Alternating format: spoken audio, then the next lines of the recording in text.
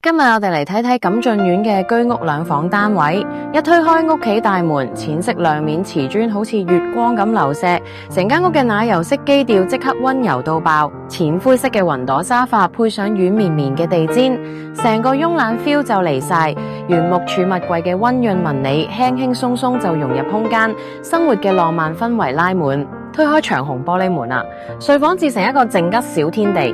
原木衣櫃同埋 L 型書台一路連到床頭，木紋溫潤又有光澤。喺書台前坐低，窗外嘅四季景致盡收眼底。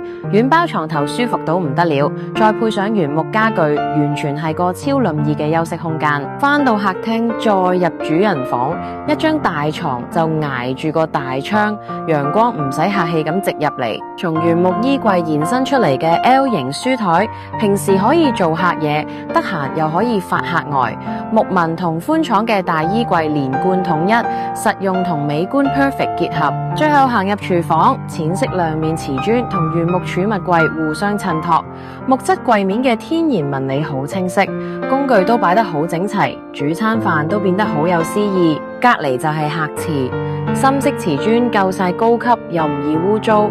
鑽石型嘅淋浴房好聰明淡用咗角落位，乾濕分離好徹底，就算係細單位都可以有個好精緻嘅衛浴空間。呢間奶油風嘅兩房單位以原木為主調，住嘅都係對生活嘅熱愛同埋期待。